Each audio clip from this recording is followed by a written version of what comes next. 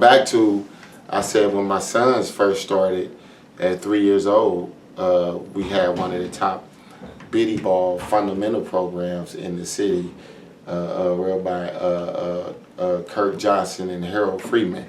So those gentlemen kind of molded the way too for how to represent yourself as a coach and a mentor, and that's important because a lot of guys might, like I say, they put the game first, and we can't just put the game first. We have to put us first as mentors and responsible adults, because that's who the kids are looking at, you know what I mean? And so if you can be professional at the same time, you still can have fun with them and coach, but letting them know about being prompt, letting them know about being organized, letting them know about being accountable and disciplined, you know, that goes a long way, because everybody that comes through Rancho playing basketball is not going to end up playing basketball, but at the end of the day, you want them to be professional whatever they do, and you want to give them an equal opportunity. So if we start early and it starts with us to relay the message to them, we on the right track.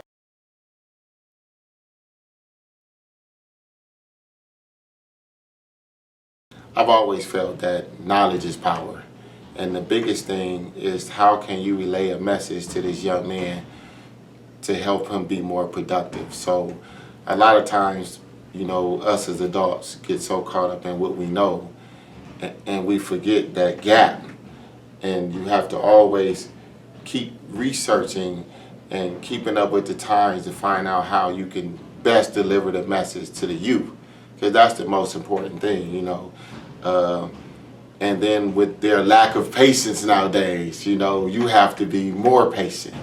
And so you want to be tough, at the same time you want to give them a little rope, you know, because I'm always a believer of never take away someone's creativity.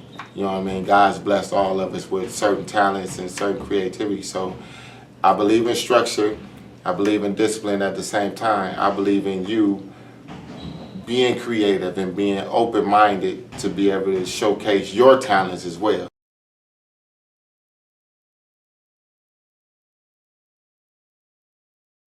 I've been coaching high school for almost 15 years, so I coached this last season with View Park High School. That was an exciting moment because, like I say, teaching is where I get my joy from, and seeing the kids develop and seeing them reach a point to where they see how they're developing and why. That's the biggest thing. And so you try to win little games within the game. And it takes time. It's not an overnight success thing, but you know, we were able to just compete and you know, play tough and play smart. We got smarter as the season went along, and found ourselves in the playoffs, and found ourselves in the city championship game, and we ended up losing by about 4 or 5 points that game, but we got accepted to state.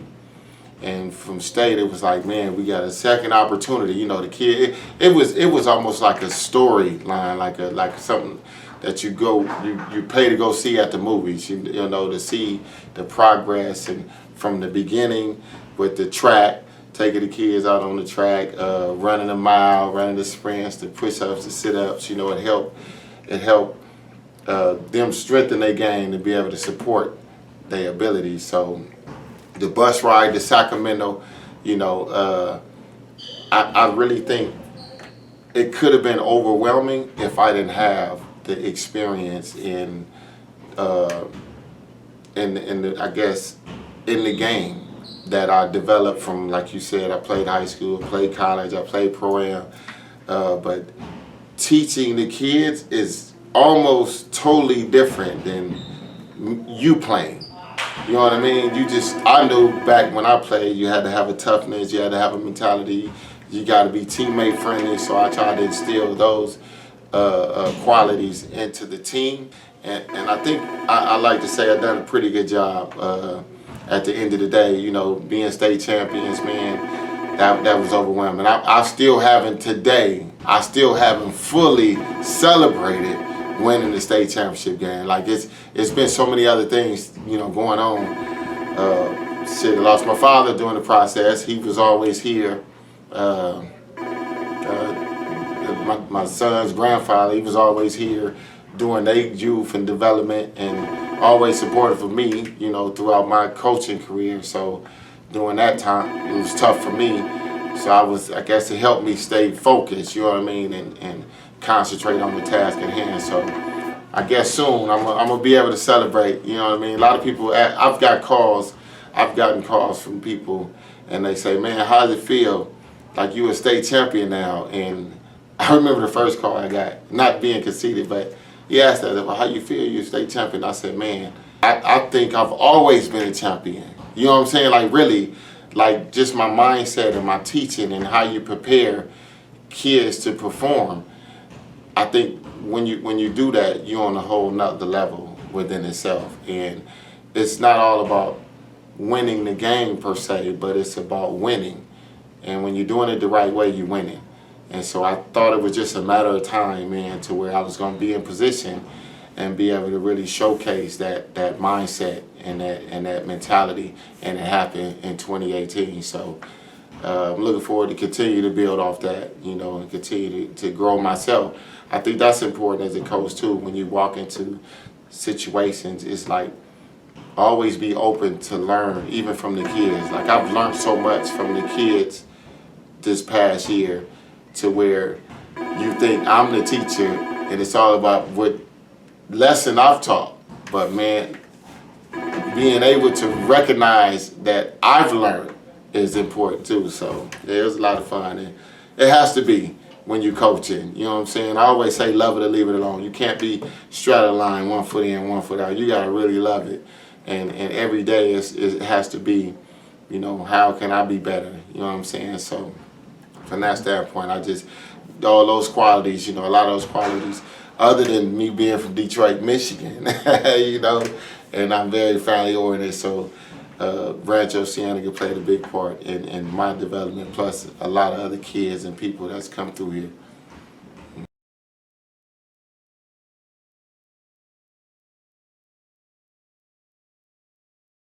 I think what creates that family environment is relationships.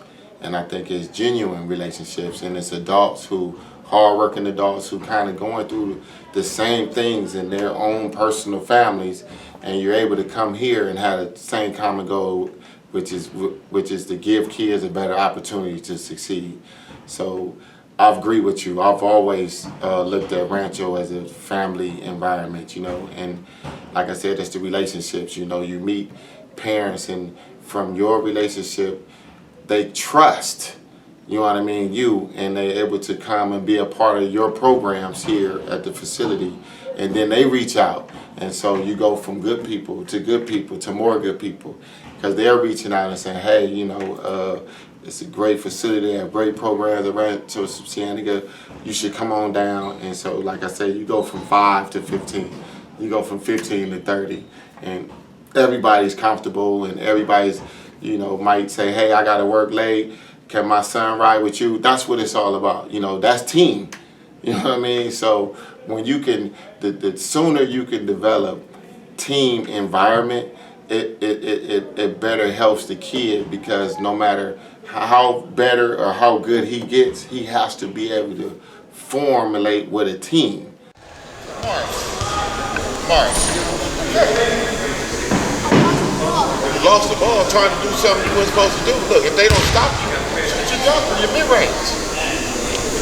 Nowadays, there's so many individual trainers. There's so many, from a sports standpoint, from a health, you got fitness trainers. So all of these things is helping the kid, but it's all individual. So now he's been doing all this cone work and dribble work. So now he goes to a team environment, and he wants to show all this hard work that he put in, and his teammates is over like, dude, can you just pass the ball? So, and the mom and dad might not be as educated on the sport, so they spent all this money financially to get his game right. So when they come, it's like, son, shoot your shot. So it totally goes against what the game of basketball is all, and it's a trip. So the sooner you can equate team in with the youth is when you really accomplish something. So that's something we do at Rancho at an early age. Man, we we try to enforce, share the basketball, be teammate friendly. I always tell at the elite level, because I've been fortunate to coach. We have a program, California Supreme. I've been fortunate enough to coach at a high level, and we say, for you to consider yourself one of the best players, you should be one of the best teammates. Everybody should enjoy playing with you. You can't consider yourself good if nobody wants to play. I don't want to. He shoot too much. He dribble too much. They don't want to play with you. So how good are you? You know. So that's the student athlete part of it. Realizing and create more value for yourself as a player. So. Time out, Will. Over dribbling. Where you going? Where you going? I'm talking. Stop over dribbling, dude. It ain't even that necessary. Anytime you got to do all of this, that means you pass, right? Get up and go play. You do the same thing.